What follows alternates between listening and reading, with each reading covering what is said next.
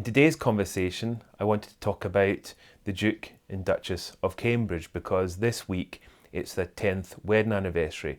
Actually, it was on Thursday, the 29th of April, which this goes out on a Friday, so it would have been yesterday when there would have obviously been a little bit of a celebration for the fact that they've now been married 10 years.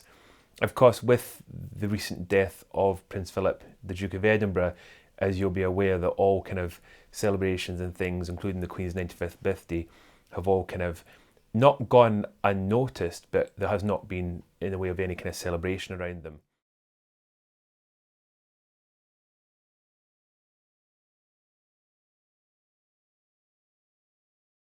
But the royal family are now officially out of the period of royal mourning, and the Queen has already gone back to doing her official duties again.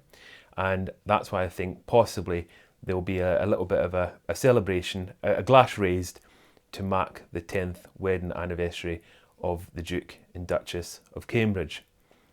So going back, as I mentioned before, that when I started in my career as a butler, the day after I began working at Ben Alder Lodge in Scotland, it was the day after Diana, the Princess of Wales, was killed in the car crash.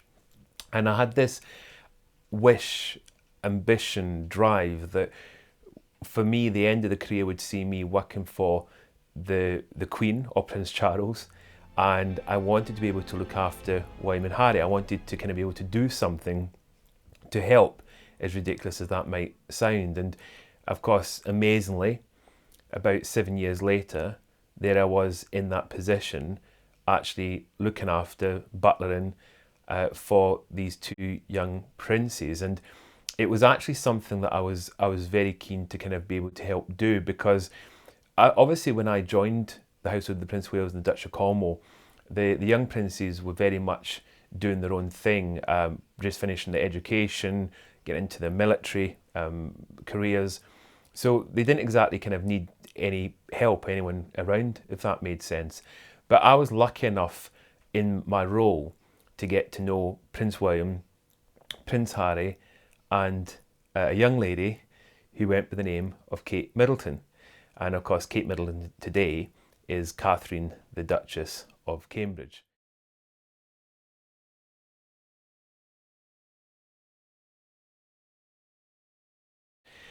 So it was such an amazing thing. I remember the first time I met Prince William, and it was a very kind of informal meeting, and we shook hands. Of course, remembering royal etiquette, I let him offer his hand, and then I put my hand out and we shook hands. And I remember one of the first things I said to him is, "What do I call you? How do I address you?" Because I didn't want to get it wrong. I wanted to make sure that I addressed him the correct way. And he kind of smiled and he said, "I'm William." And I was really honoured that there was a few of us, very few, but there was a few of us that were given that amazing, again, honour, permission to call him that. And it took a while to kind of get used to the fact that he was William and Harry was Harry. And then not long after, I met Kate, and likewise, it was lovely, lovely experience. Remember, she wasn't a royal at that point, but I still obviously treated and acted as if she was, because obviously she was the girlfriend of Prince William. And once again, similar conversation to double check what I could call her. And I remember she said Kate. And I've noticed, actually, come to think of it, that on social media, sometimes I forget and I do put Kate, you know, if I'm wishing her a happy birthday or something, I say Kate. And I've had people say, you know, "How dare you? You know, you know her name is Catherine, Duchess of Cambridge." Now, of course, that's correct, but of course, for me, I was lucky enough to know her as Kate, and because that was what I knew her throughout my whole career, that's why sometimes I automatically still call her that. Of course, if I was face to face with them today, I'd be going by their official titles, because obviously some time has passed and I would never assume to still call them as I did back then. But I think what's nice is with the kind of relationship you have with the royals, very little kind of changes from what I've seen in recent years when I've gone back to different events, and it's quite nice that you're still very much kind of one of their team, or a former member of their team, if that makes sense. So after, of course, I got to kind of know them on a personal basis, and I kind of volunteered to do things. So whenever I was off duty, whenever there was an opportunity, my weekends, or whenever I had time to myself, I always offered to try to do things, or to help to do things, just to make their lives a bit easier. And it goes back to that dream, that ambition of being able to kind of do something to help both the young princes, and of course that involves, as it is now, obviously the partners, the wives. But back then it was just William and Kate and Harry. And people have said to me, did you know them really well? Did you travel? Yes, absolutely. I travelled the country with them. We didn't do any overseas trips back then, but we, whenever they kind of needed me to go somewhere, whether it be Scotland or Wales, England, I would go. And it could be anything. It could be because something had to be done, because something was required. It could be to do with a meal, a weekend house party. So there was all sorts of reasons to be asked to kind of go and help. But as I said, it was voluntary. I mean, it was, even though they were obviously they are the sons of the Prince of Wales, but it was kind of something where I was told at the time that if you wanted to help or assist, then it was your kind of decision. I even kind of offered to do valeting, which is where you look after clothes for somebody, and I offered to do that, which is not something butlers kind of often do today. Some do, because it's required, but there's some households where it's just not done. But for them, I was always happy to kind of do anything to help as and when it was required, and it was appreciated. They were really grateful for just kind of for helping, and which was really nice. And I think the other thing was, as I said before, you're never friends, because you always remember who they are, and you always know that you're there. You've been paid to do a job. You're there to do a job as such. And even at my weekends or my time off, if I offered to do something to help, it's because I wanted to. I wanted to kind of be able to kind of assist. I remember once they were both going up to Scotland for a weekend house party, and I was asked if I would go up to help. And I was so excited to be asked. I mean, it was because obviously it comes down to trust as well. They felt comfortable enough for me to be around them and their friends, and to do these kind of things for them. So it was such a great opportunity. Really really exciting for me to be asked. And as you can imagine, in a heartbeat, I would go off and do it. And so there was these kind of things. As it was with Sandra as well, very similar situation where they would ask if I'd mind going and kind of giving a hand, and it was just great fun. They were great fun to be around. Really good. We even used to, dare I say, we used to have a joke. We could have a laugh. I think humour really helps in these kind of situations when you work for these kind of people, or you're involved, kind of looking after these people. It helps. I see these people, but I'm talking about obviously royals or aristocrats. And I think what's important is the humour, the fun side of it makes it fun for them and for you. So there'd always be humour, dare I say, banter, which went kind of with it, and that was what was nice. Whenever anything, whenever I kind of went anywhere, and if there was something funny would happen, and we would all kind of have a laugh about it, and they knew that I used to get scared really easily. I used to always kind of, if I had a kind of bang or something in the middle of the night, I'd literally probably be climbing up the walls, trying to escape. And there was always a kind of standard kind of joke about that with me when I went to these places of, if I saw or heard anything. And so there was that kind of side of it. And but see, that's what made it just comfortable and fun. And as I said, both of them were the same. It wasn't a case of, I think some people think, oh, maybe it was more wine, but very much both of them. I mean, for Kate, I used to kind of ask to do things, and and again, it was just because I was happy to do that. Kate is such a really caring, down-to-earth, I was going to say a girl, but not any longer. She's obviously a lady, a future queen.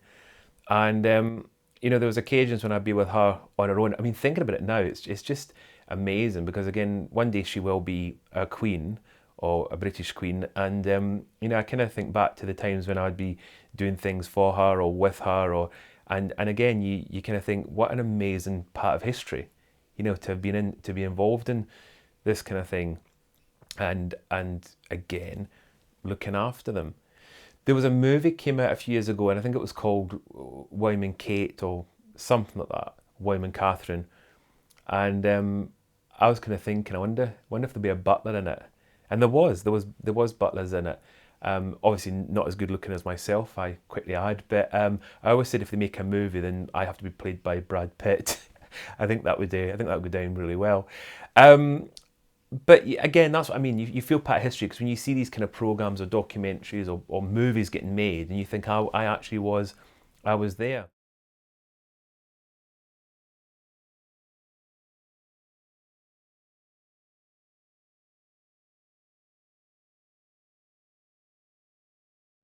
The other thing that was quite amazing, as I said earlier on, there was only a few of us that were allowed to call him by his Christian name. And there was myself, and I remember there was another butler in particular, and we were the two that used to always get asked to kind of do things, or we were trusted. We were trusted. That was the amazing part, was they actually, I say amazing because out of all the people they could have asked, and there was only a few of us that were in that position. And there was always a kind of a joke between myself and this other chap, because I think I did one of the very first, if you like, kind of dinners for the two of them. This is for William and Kate, or William and Catherine. And I always felt, I remember it was actually, I volunteered to do it.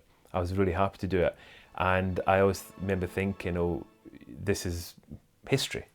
I'm actually potentially doing one of the first kind of private dinners for the two of them. This is many, many, many years ago. And I just thought, what a piece of history this is. And even today, I still think how lucky I was to have those kind of opportunities. I also I attended events with them, so if there was any kind of staff parties and things, I used to go to those, and it was always nice when they were when they were at them, especially William. I say especially because Kate didn't always, obviously because she wasn't a member of the royal family, so she wouldn't attend everything. But William would be at quite a few of these kind of events, and I've even sat down and had dinner with him.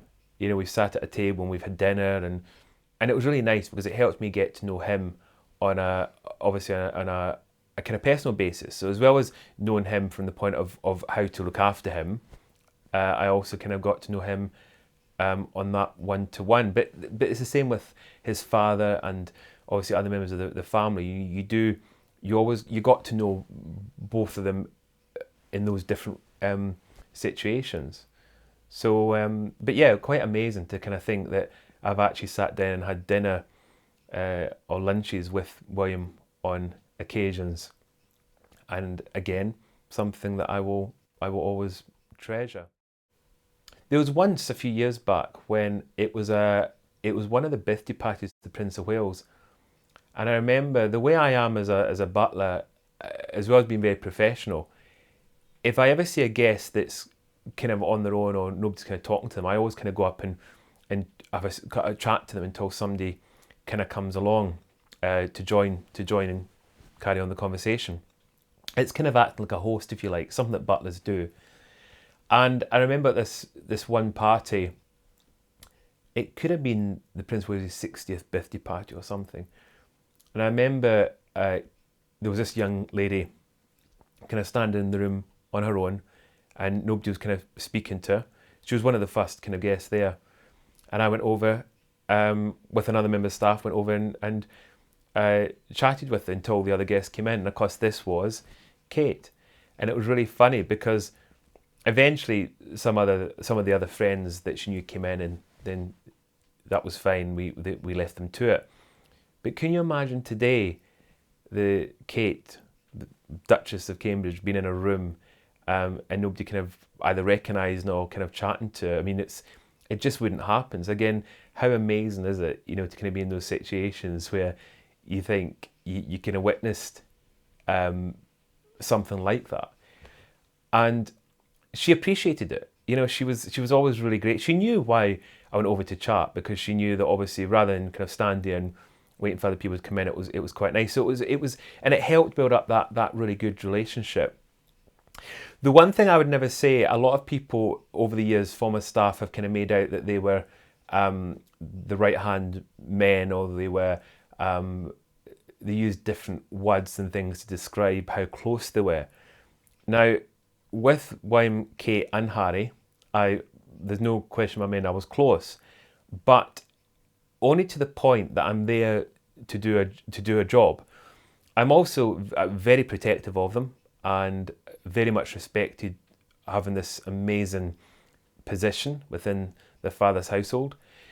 But as I said, I was under no illusion that they become your best friends. You do build up a very strong bond with them, but it'd be wrong for me to say to people, couldn't function without me, or I was their kind of support.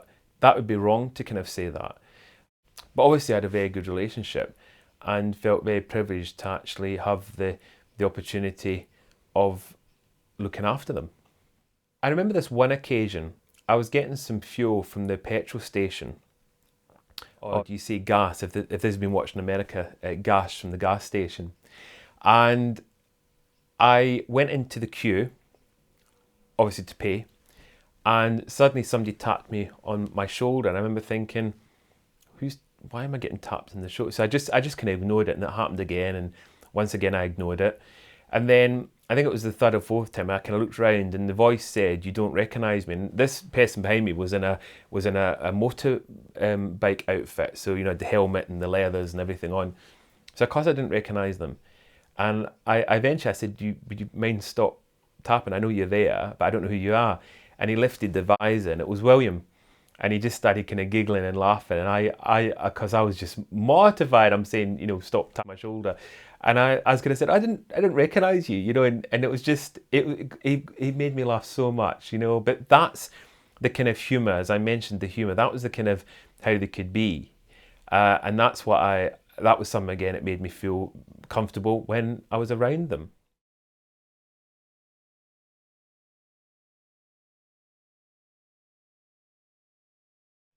I also remember being with some friends, and again, they were kind of asking me about my role with the royal family, and I was always I didn't really say too much about it other than how lucky I was to do what I do and the kind of members of the family I looked after. And I remember my phone suddenly went off in my pocket, and they were kind of, everyone kind of went quiet, obviously because I was, the phone had gone. I'll quickly mention it was not a lunch or anything, it was just, we were just with these friends, and I answered the phone, and of course, I was like, it was William, so I was chatting to William. And after the phone conversation had ended, I remember them looking at me going, "Was that Prince William?" And I said, "Yeah." And they're like, "Prince William's just phoned your phone." And I was like, "Yeah." And they couldn't get over that Prince William would phone my phone. And because I had a work phone, but obviously, this is my private phone. And it was quite something, because they couldn't quite gather or get round the fact that I could phone him or he could phone me. But of course, I kind of said, well, as a butler, that's something you have to be able to do. How's he going to get in touch with me if there's something he needed or wanted if we haven't got that communication? And of course, then it kind of the penny kind of dropped. But I think they were still a little bit kind of in shock about the fact that that we could speak to each other. He could phone me, I could phone him. And now when I think about it, I suppose it was quite strange. I suppose you kind of think back then, we kind of spoke most weeks, and even if he wasn't around, and there was things we had to discuss. And the other part that was really nice about him was he would also not just phone up if it was something that he was needing or wanted. He would also phone up to see how I was. So if there was a family situation or something going on that he'd heard about, he would phone up just to check in with me and to check I was okay and the family was okay. And it was such a nice thing for him to do. I always felt he doesn't need to do that, but that was just the kind of character he is. And the same with Kate.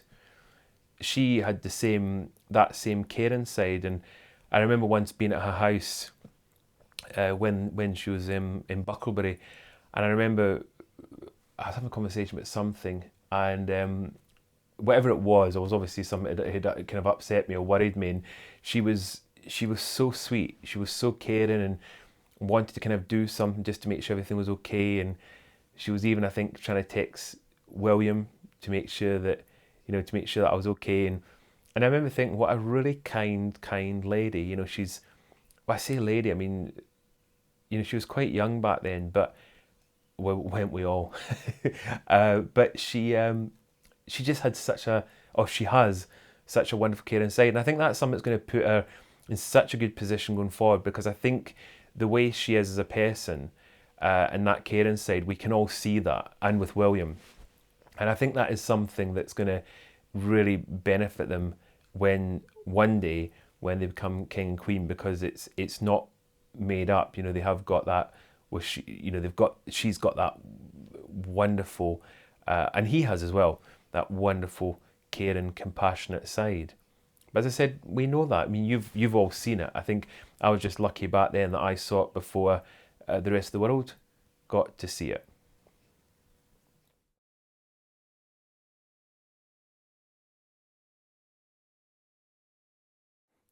One thing I've been asked quite often over the years is, due to my relationship with William and Kate, did I go to the wedding?